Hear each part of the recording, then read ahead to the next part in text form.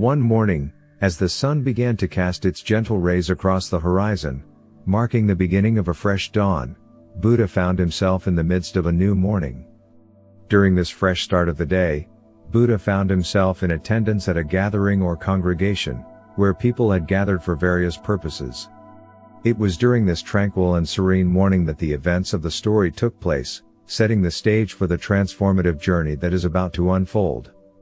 Buddha was attending an assembly when an angry-looking man, every feature of this man seemed to radiate his intense displeasure, as if a storm of resentment brewed within him. This anger seemed to cast a dark shadow over his presence, making his very appearance a visual manifestation of his inner turmoil.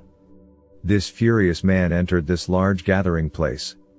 The man believed that Buddha was engaged in unlawful activities as he was drawing a large crowd, and people would come to him to meditate. The man, a restless businessman, was upset because he discovered that his children were spending their time with Buddha instead of focusing on business to earn more money and secure their future. He considered the 6 hours they spent sitting next to someone with closed eyes as a complete waste of time. Filled with anger, the father of these children, who was the furious businessman, decided to teach Buddha a lesson. Confidently, he barged in and approached Buddha, but as soon as he stood in front of him, his thoughts vanished, though his anger persisted. Shaking and unable to express his emotions verbally, he started spitting on Buddha's face. In response, Buddha simply smiled, which infuriated the disciples sitting with him. They wanted to react and retaliate, but the presence of Buddha prevented them from doing so. They couldn't believe someone would behave so disrespectfully towards Buddha, yet they remained silent.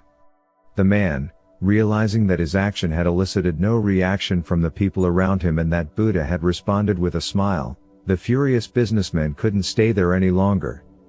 He knew that if he lingered, he would explode with anger, and make a huge turmoil, so he left.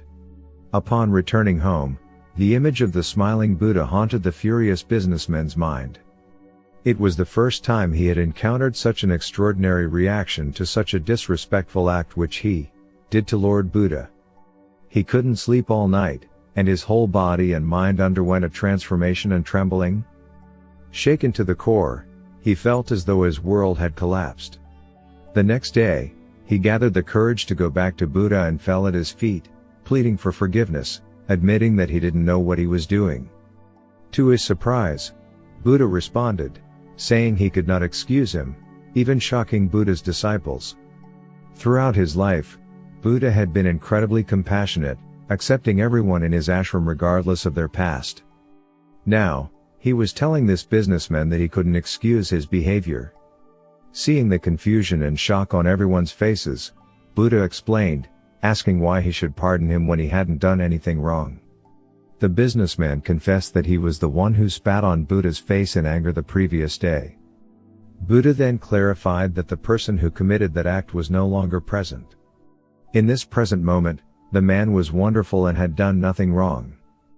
Buddha emphasized that true forgiveness is when you pardon someone, and that person isn't even aware of being forgiven, without feeling guilty for their actions. It is the right kind of forgiveness. On the other hand, if you forgive someone but constantly remind them of their mistake and make them feel guilty, then you haven't truly forgiven them.